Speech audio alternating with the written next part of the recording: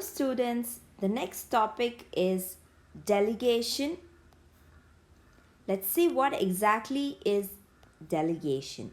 It refers to the downward transfer of authority from a superior to subordinates. So, delegation means downward transfer of authority from a superior to a subordinate.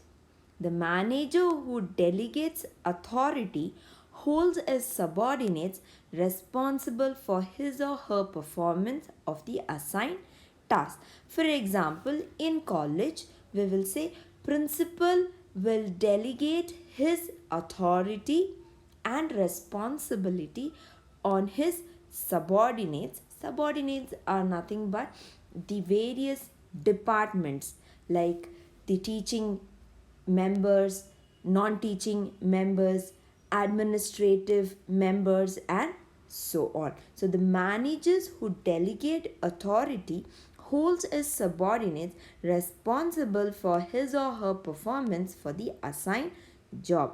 Irrespective of authority delegated, managers shall be accountable. So we know that in every organization we have different levels of managers. So every level of manager is responsible for the job that is being performed by them. They are also accountable. They need to tell as to why there is a profit or loss in their particular unit. According to Theo Hyman, delegation of authority merely means granting of authority to subordinates to operate within prescribed limits. So, delegation of authority, according to Theo Hyman, what he says is it is granting authority to your subordinates in order to operate, okay, in an organization. So where your authority is restricted to that particular campus itself or that particular business itself. So once you move out of that particular place, you do not have any authority in your hand. Okay, moving ahead, let's look into the elements of delegation. It's an important topic, students, so please concentrate.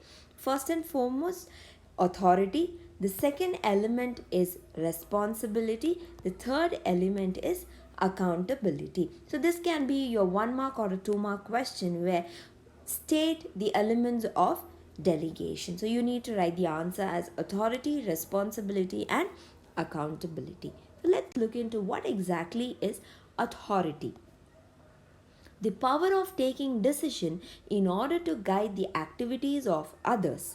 Authority is that power which influences the conduct of others. The power of taking decision in order to guide the activities of others. Authority, for example, Prime Minister India, who has the authority to take decisions along with his cabinet members. Authority is that power which influences the conduct of the others as well. Like when you say sit down, okay, so that particular person has the authority to command, okay, and that person, if has to listen to the command, that is to sit down. So that is nothing but the influencing the conduct of others. The second one being responsibility. It is the obligation of a subordinate to properly perform the assigned duty. When a superior issues orders, it becomes the responsibility of the subordinate to carry it out. So, it is the obligation of the subordinate to properly perform all his assigned duty. So, when a superior is giving his order, when he is delegating his authority, it becomes the responsibility of the subordinates to carry out the activities. So, when a supervisor, for example, he is telling that you need to finish 100 shirts, okay, the making of 100 shirts, then it is his responsibility to make sure that that person is able to stitch 100 shirts in a given period of time. Accountability.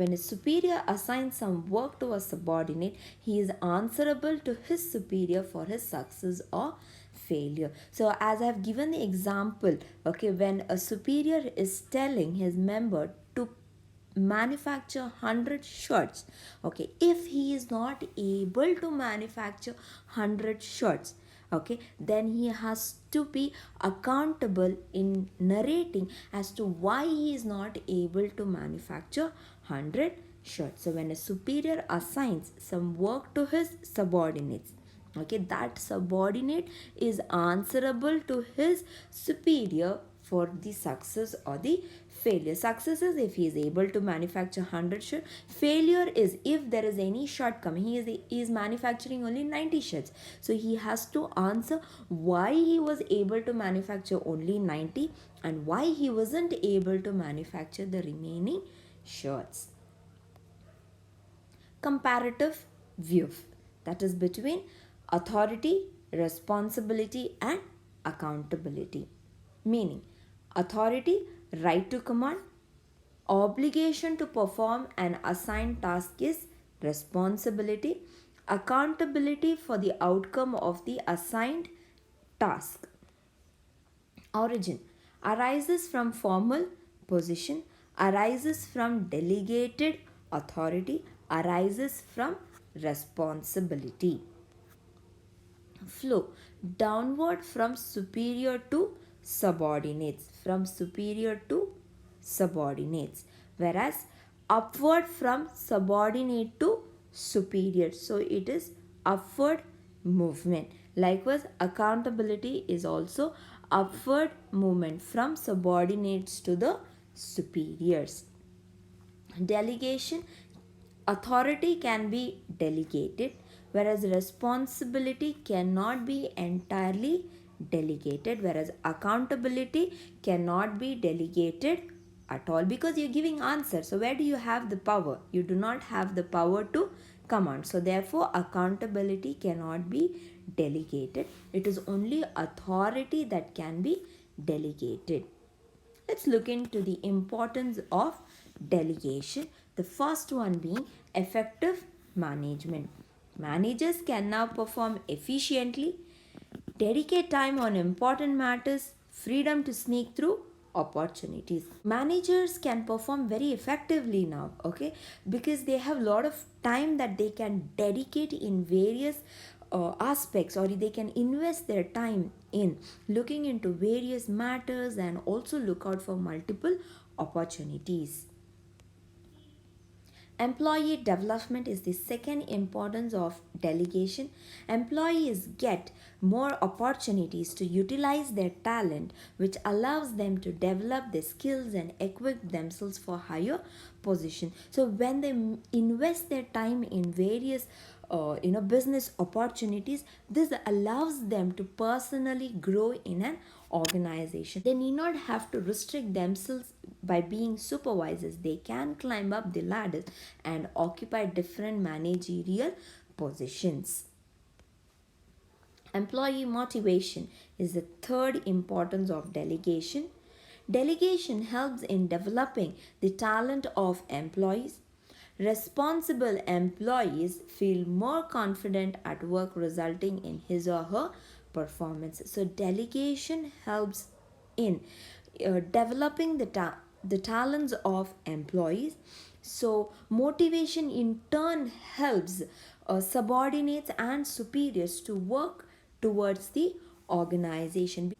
Responsible employees feel very confident to work, and which will also enable to give their best performance.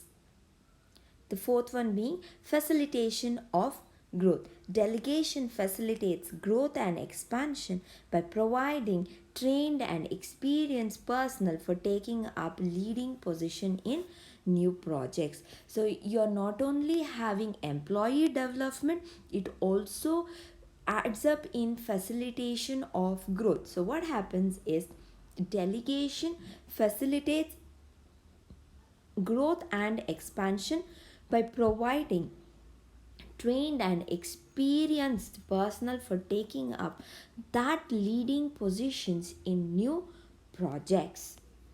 Fifth one, basis of management hierarchy. That is, authority determines who has to report to whom.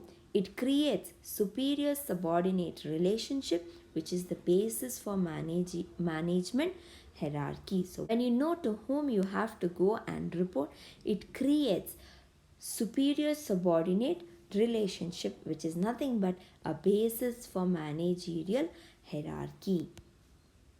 And the last one being better coordination. The elements of delegation helps to define power, that is authority, duties, that is responsibility, answerability, that is accountability.